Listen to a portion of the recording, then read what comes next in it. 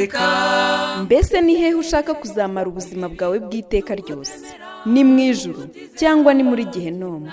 Tega amatwi ijambo ry'Imana ugezweho n'umukozi w'Imana Pasiteri Ntakende Sadoki kuva ku wa mbere kugeza ku wa gatandatu kuva saa 11:45 za mu gitondo. Bari ni wowe Yesu yashenjaguriwe.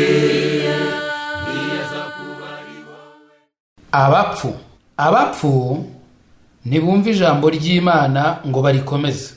Ryinjira mu gutwi aho kujya mu mutima, rigahinguka mu kundi gutwi. Ibyo batekereza n'ibyo bibwira bumva ko ari byo by'ingenzi kuruta iby'Imana ivuga. Abapfu bakeka ko Imana itazasoza ijambo ryayo. Abapfu kandi Imana ivuga ko ku iherezo bazarira ndetse bakaboroga. Iby'Imana ivuga byose izabisohoza. Hari amagambo menshi ndetse yose ari muri Bibiliya Imana nk'uko yayavuze nirazimiza yasohoza. Imana ivuga mu Baroma igice cya 3:9 ivuga yuko abantu bose bakoze ibyaha, nta muntu ukiranuka n'umwe. Umurongo wa 23 w'icyo gice uravuga ngo kuko bose bakoze ibyaha ntibashyira ubwiza bw'Imana. Abaroma 6:23 igice cy'uwo murongo kibanza havuga yuko ibihembo by'ibyaha ari urupfu. Ibyahishuwe igice cya 20 umurongo wa 14 n'uwa 15. Reka twasome, hari amagambo akomeye abantu benshi batajya baha umwanya ngo bayatekerezeho, ariko aya magambo ni lazima umuntu wese utazakora icyo Imana ivuga azahura nayo. Ibyahishuwe 20 umurongo waho wa 14 n'uwa 15 Bibiliya irambwira ngo urupfu n'ikuzimu bijugunwa muri ya nyanja yaka umuriro. Iyo nyanja yaka umuriro niyo rupfu rwa kabiri, kandi umuntu wese utabonetse ko yanditswe mu gitabo cy'ubugingo ajugunwa muri iyo nyanja yaka umuriro. Aya ni amagambo yanditswe muri Bibiliya kandi ni amagambo yavuye mu kanwa k'Imana. Nizera ntashidikanya ko Imana izayasohoza. Yohana wa mbere igice cya 2 umurongo waho wa 25 Imana ivuga gutya yeruye ngo iri ni ryo sezerano nabasezeranije, ni ubugingo buhoraho. Iyo ugiye muri Yohana igice cya 3 umurongo wa 14 haravuga ngo nk'uko Mose yamanitse inzoka mu butayu niko umwana w'umuntu akwiriye kumanikwa. Kuri 15 hakavuga ngo kugira ngo umwizera wese abone guhabwa ubugingo buhoraho. 16 kuko Imana yakunze abari mu isi cyane byatumye itanga umwana wayo w'ikinege kugira ngo umwizera wese atarimbuka ahubwo ahabwe ubugingo buhoraho. Umwizera ntacirwaho iteka, utamwizera we amaze kuricirwaho kuko atezeye izina ry'umwana w'Imana w'ikinege. Ayo yose ni amagambo yavuye mu kanwa k'Umwami Yesu Kristo, kandi yari arimo kubwiriza umugabo witwa Nikodemu ubutumwa bwiza bw'agakiza, amubwira uko yareka kuzarimbuka ahubwo agahabwa ubugingo buhoraho.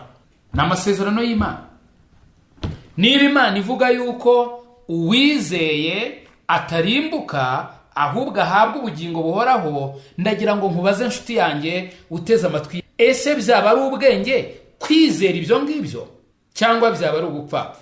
Ntekereza ko ubupfapfa ari ukutabyizera, ariko kubyizera ni ubwenge. Abaroma igice cya 10 umurongo wa 9 haravuga ngo niwatuza akanwa kawe yuko Yesu ari umwami, ukizera mu mutima wawe yuko Imana yamuzuye mu bapfuye, uzakizwa. Kuko umutima ari w'umuntu yizeza akabarwaho gukiranuka, kandi ururimi nirwo yatuza agakizwa. Umurongo wa 13 haravuga ngo kuko umuntu wese uzambaza izina ry'umwami azakizwa. Ntekereza ko iryo ari isezerano Imana isezeranya umuntu wese uzambaza izina ry'umwami Yesu Kristo. Mu yandi magambo, uzivaho akamenya ko nta kintu yakora ngo abashe gukizwa, akamenya ko mu mbaraga ze adashobora kuzigera yikiza, uyu muntu Bibiliya irambwira ngo niyambaza izina ry'umwami Yesu, mu yandi magambo niyizera Yesu mu mutima we, hanyuma agahamagara Yesu akamusaba kuza mu mutima we akaba umwami n'umukiza w'ubugingo bwe, Imana iravuga ngo uyu muntu azakizwa. Rero uku ni ukuri kw'ijambo ry'Imana, kandi uku niko abari mu isi bakizwa. Ndagira ngo nkubaze, niba umuntu atumvise ijambo ry'ubutumwa bwiza ngo amenye ko ari umunyabyaha, asobanurirwe na Bibiliya ko ibihembo by'ibyaha ari urupfu. Rwaba urupfu rwa mbere ari rwo rw'umubiri, ndetse n'urupfu rwa kabiri ari rwo rupfu rwo mu buryo bw'umwuka. Urupfu rwa mbere ni ugutandukanywa n'umubiri, urupfu rwa kabiri ni ugutandukanywa n'Imana by'iteka n'iteka. Hanyuma ibi byombi uko ari bibiri ni ibintu bibi cyane. Icya mbere, umuntu ni umunyabyaha. Icya kabiri, ibihembo by'ibyaha byacu nk'abanyabyaha ni urupfu. Uravuga uti humura, kuko biravuga ngo impano y'Imana ni ubugingo buhoraho muri Kristo Yesu. Iyo ni inkuru nziza, kandi dore uko wabushyikira. Bibiliya itubwira yuko, nk'uko tumaze kubisoma, niwatuza akanwa kawe yuko Yesu ari umwami, ukizera mu mutima wawe yuko Imana yamuzuye, uzakizwa. Ukwiriye kwizera Yesu, kuko icyo gihe nibwo uba ukoze icyo ijambo ry'Imana rivuga. Iyo ubikoze umaze kumva, ugasobanukirwa, ukizera, ni lazima nk'uko isezerano ry'Imana riri, urakizwa. Iyi niyo nzira y'agakiza. Yohana igice cya 5:24, Bibiliya iratubwira ngo, kandi uyu ni Yesu uvuga aya magambo n'akanwa ke, aravuga ngo nukuri nukuri ndababwira yuko umuntu wese wumva amagambo yanjye akizera uwantumye aba afite ubugingo buhoraho, kandi ntazacirwaho iteka, ahubwo abavuye mu rupfu ageze mu bugingo. Uyu murongo uri muri Bibiliya. Ariko hari abantu benshi bavuga ko bakijijwe mu bundi buryo. Ariko se ntabwo wumvise ibyo Imana ivuga? Kandi iyo mirongo ntabwo ari yo yonyine, hari n'indi myinshi cyane. Ariko ushingiye kuri uyu, hari abandi bavuga ibindi bintu byinshi bijyanye n'uburyo bakijijwe. Bamwe bakavuga ngo jye nafashe umwanzuro wo kureka inzoga, ubwo rwose mba ndakijijwe.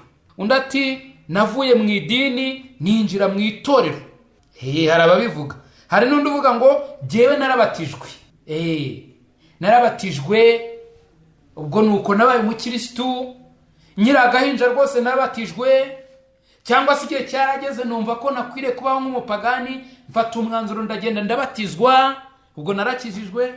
Uri nawe akakubwira ati narose inzozi, mbona abamarayika baza bajyana, abamarayika baraza banjyana mu ijuru ahantu banezerewe bishimye, nuko mfata umwanzuro ndavuga nti reka njye gukizwa. Abandi bakubwira bati narose mbona Satani yambaye ikanzu itukura, afite ibyinyo binini, afite n'ishoka, amaso yatukura cyane, nuko ngira ubwoba, numva ko nashaka kurimbuka, mpita njya gusenga. Undi akubwira ati nashakagaho nzakingirirwa, bakazankingira, ndetse igihe cyagera ngapfa nabwo bakazankingura, yewe nkagiraho mbarizwa. Ibintu byinshi cyane, urutonde rwaba rwinshi, byaba byinshi cyane, urutonde rukaba rurerure cyane.